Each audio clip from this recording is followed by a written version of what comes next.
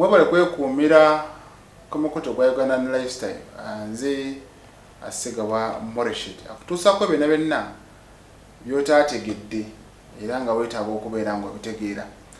Kati waliwo akatambi akageze maaso n'okubeera nga kasaasaana ku mikutu migatta abantu era kano kalaga omusomesa yabadde agenda maaso n'okubeera nga akuba munnange omuwala owa siniya 16 kibooko. Ono nno yabadde amulanga kyolowooza ng'agamba ofuluma otya ebweru n'ogula capati n'ebijjanjaalo bwaffe kye tumanyi ng'ekikomando ekyo kyabadde kimukubya. Jjukira okusoma kwazzeemu naye munnange ebikolebwa kati bisaanise okubeera nga bikolebwa. Kati Mrs. Maureen Atuhaire ono nno nga Commissioner for Child and Family Protection yageze maaso n'okubeera nga agamba abasomesa bano ababiri batemeza mabega ga mitayimbwa. Lwaki? Wadde omu yabadde agenda maaso n'okubeera nga akuba ate omulala yabadde ku bbali nga yatuna butunuzi ate bano tebakomyawo ne beekwata n'akatambi. Kati nno basobodde okubanga basitukiramu ne bagamba okuba omwana tekikkirizibwa wano mu ggwanga erya Uganda. Oyina kuba wuwo gwe weezaalira ate nga naye omugunjula mu mbeera esaanidde. So si gwe muntu kuleetera mwana ku ssomero aye n'otandika okubeera nga omuyisa bubi n'omukuba n'olw'ensonga oluusi zitaliimu. Kati ensonga yakufuluma bweru oli n'agula capati n'ebijjanjaalo nga omanyi munnanga abaana ab'obuwala baba baagala kukyusaamu akoye akawunga n'ebijjanjaalo koye kangattewo eŋŋano kati ono baamukubye bukubi.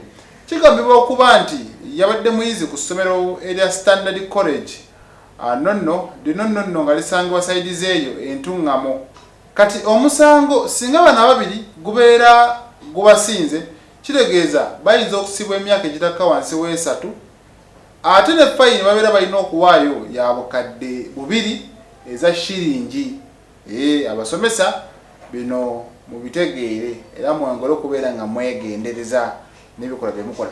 Kati ag'ennaku agaliwo waliwo omwana wa myaka 5 ono nno ng'abadde asomera awo ku ssomero erya Josan Nursery and Primary School yasangiddwa ng'attiddwa n'atwalibwa mu tooyi eno nno ng'ekozesebwa munnange ba staff members beebo abakulu mu ssomero.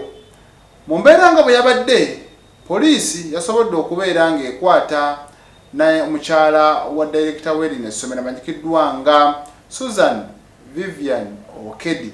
Berebera bonna byabadde sayidizi eyo munnange mu district ey'e Soroti byabadde bitya.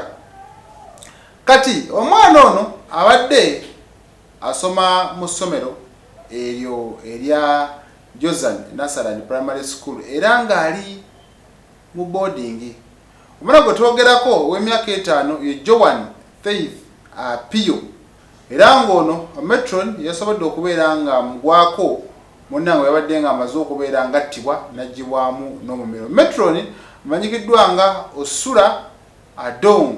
Kitegeeza nti abantu poliisi basobodde okubeera ng'ekwata bawera ddala 5. Kati ono omukyala yawezezza omuwendo gw'abantu 5 ne bagenda maaso n'okubeera nga banoonyerezebwako kubanga ne muganda we basobodde okubeera nga amwattu bamukwata ne bamuggalira. Kati embeera bwetyo bweri mawulire ga nnaku abatuuze beeraliikiridde olw'obungi bw'emisango gy'okusaddaaka abaana obugenze maaso n'okubeera nga bweyongera mu kitundu kyabwe.